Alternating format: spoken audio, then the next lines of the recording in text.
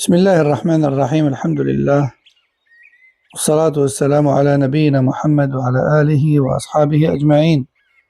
أما بعد, l'auteur Hafidahullah va nous parler à présent de l'enfant naturel. Il nous dit qu'il est essentiel de laisser l'enfant vivre une vie naturelle. Il faut lui donner un espace de liberté, sans le restreindre inutilement, par des règles excessives ou encore une protection étouffante. Et à chaque étape de sa vie, l'enfant a besoin d'amis de son âge, avec qui il peut partager des moments et grandir. Et c'est pas bien d'empêcher l'enfant de fréquenter les autres par peur ou par excès de prudence. Au contraire, il faut lui accorder une certaine liberté tout en le guidant, bien sûr. L'enfermement que certaines familles imposent à leurs enfants finit par produire un enfant sans expérience, sans confiance en lui, c'est-à-dire en tant que personne et en tant qu'être humain à qui Allah a donné des capacités. Et finalement incapable d'affronter le monde qui l'entoure. Et il devient ensuite difficile pour lui de s'adapter et de communiquer avec les autres. Le cheikh nous dit, la règle de chacun d'entre nous doit être donc: je ne te contrôle pas, mais je t'impose quelques limites pour te protéger. Bi'idhnillah.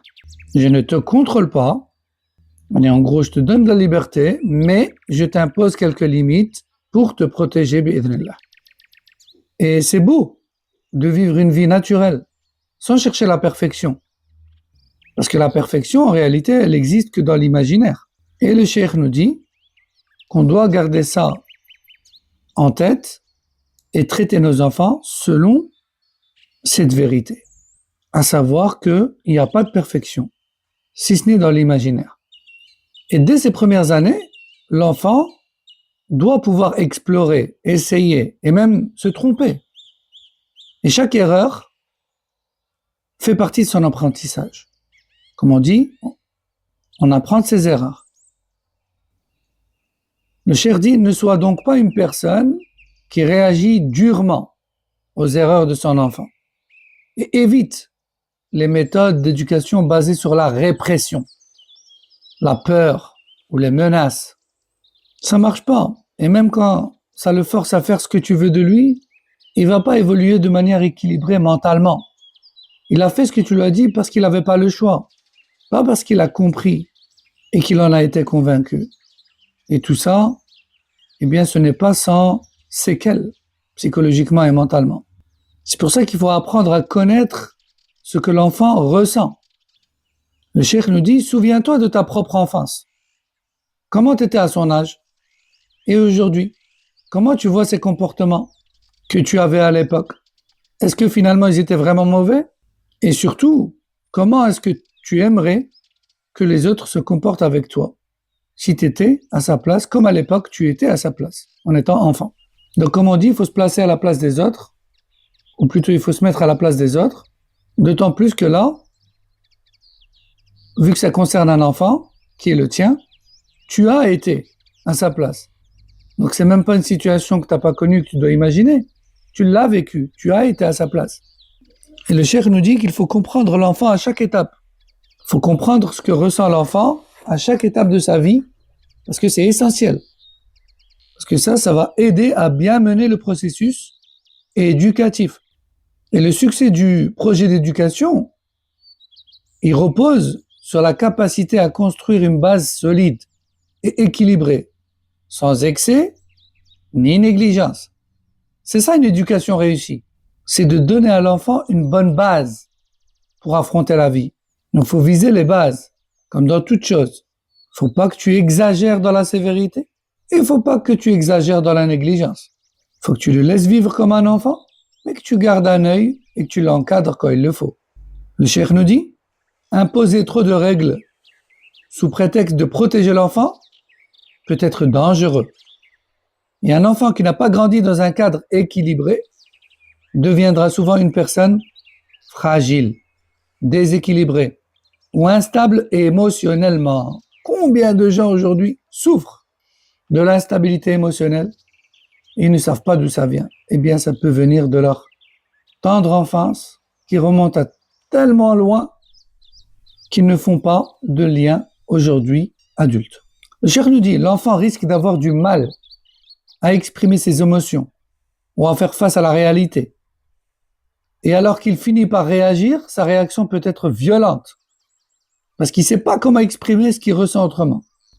Et justement, cette violence et ces réactions démesurées et ces émotions instables et incohérentes, ça vient bien de quelque part.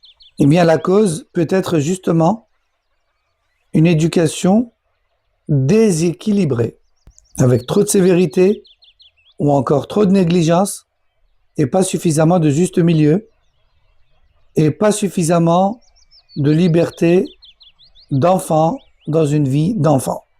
Le cheikh nous dit, ça peut le pousser à se comporter de manière agressive, ça peut le pousser à manipuler les autres, ça peut le pousser à se perdre dans des excès, simplement parce qu'il n'a pas appris à gérer sainement ses émotions. Fais pas, sinon ceci, sinon cela. Mais à aucun moment, cet enfant n'a entendu « Dis-moi ce qui se passe, dis-moi ce que tu ressens, dis-moi ce que tu penses, dis-moi ce que tu aimerais ou ce que tu n'aimerais pas. Pourquoi ?» Rien de tout ça. Fais pas, sinon ceci, sinon cela. Aucune place à sa liberté émotionnelle ou expressive. Et ça, c'est pas sans séquelles, comme le dit le cheikh. Ça peut le rendre très déséquilibré émotionnellement et faire de ses réactions des réactions démesurées. Et du coup, le cheikh nous parle de la manière, donc comment réagir face à de telles situations. Il dit, hafidahullah, les parents doivent offrir à leurs enfants des espaces éducatifs ouverts, où ils peuvent se détendre, bouger, parler, exprimer ce qu'ils ont en eux.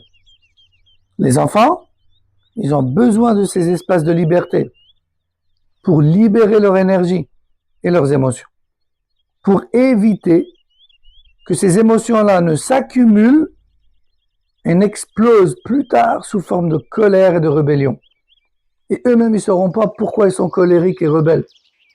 Mais peut-être justement parce que c'est une cocotte qui a fini par exploser à cause de la retenue et à cause du fait que les adultes éducateurs n'ont pas permis à cet enfant de s'exprimer. Et quand un enfant ne trouve pas de moyens sains pour s'exprimer, pour exprimer ses frustrations, eh bien ça va créer des tensions à la maison aussi. Les cris, les disputes, le désordre, tout ça, ça va devenir fréquent, alors que le foyer devrait être un lieu de paix et de réconfort. Conclusion de tout ça, il faut laisser vivre nos enfants au naturel tout en leur plaçant un cadre de vie. هذا والله أعلم وصلى الله وسلم على نبينا محمد وعلى آله وصحبه